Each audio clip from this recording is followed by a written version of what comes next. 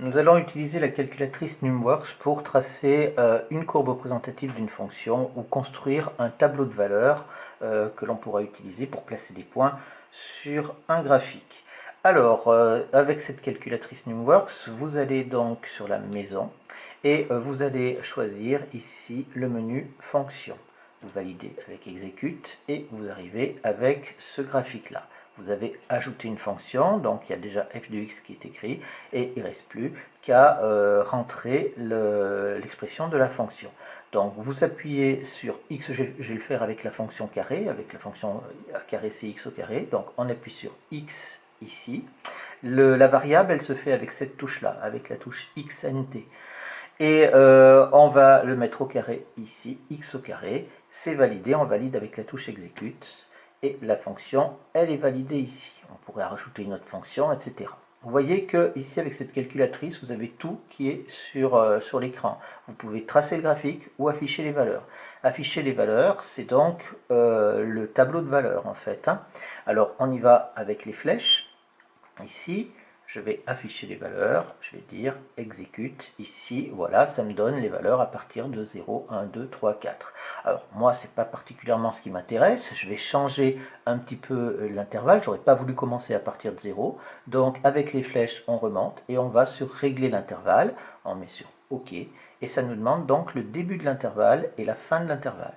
Le début, je vais prendre donc moins 5 par exemple, moins 5, et je valide à chaque fois. Ici, je vais prendre 5 ici. Et le pas, c'est pour savoir de combien en combien est-ce qu'on va pour faire notre tableau de valeurs. Donc, je vais aller de 1 en 1. Je valide ici, je vais en dessous, je valide. Et ça me donne donc mon tableau de valeurs avec les valeurs de x ici et les valeurs de f de x à côté. Si j'avais pris un pas différent, il suffit que je règle l'intervalle ici. Je vais aller avec un pas de 0,5 par exemple. Je valide et vous voyez que ça me change mon tableau de valeurs et ça me calcule toutes les valeurs dont j'ai besoin avec la précision que j'aurai indiquée. Maintenant, à partir de là, vous avez encore toujours en haut les onglets. Là, ici, on est dans l'onglet tableau qui nous donne le tableau de valeurs. L'onglet fonction, c'est là où on avait rentré l'expression de la fonction. Et là, vous avez l'onglet graphique. Donc, on va aller sur l'onglet graphique, toujours avec les touches de navigation. Et on va aller donc sur graphique ici, on valide avec OK. Et vous voyez, la courbe est déjà représentée.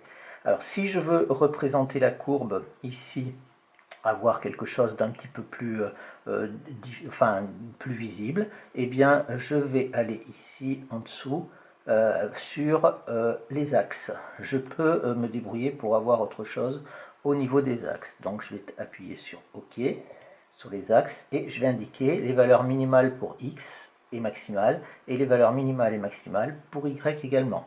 Donc X min, je vais dire par exemple, je vais partir de moins 5. Ici, je vais aller jusqu'à 5 pour Xmax. Ymin, je vais partir de, allez, je vais faire ici, allez, mettons moins 30. Et ici, Ymax, je vais prendre, je vais laisser 100.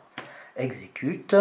Ensuite, on valide ici avec OK. Et vous voyez que ici, vous avez une courbe qui est beaucoup plus aplatie. Tout ça en fonction, bien entendu, de la fenêtre que vous avez indiqué. Donc vous paramétrerez la fenêtre comme vous le voudrez pour bien préciser l'intervalle sur les X et l'intervalle sur les Y. Voilà, ici c'est pratique, toutes les informations, tous les réglages sont sur l'écran.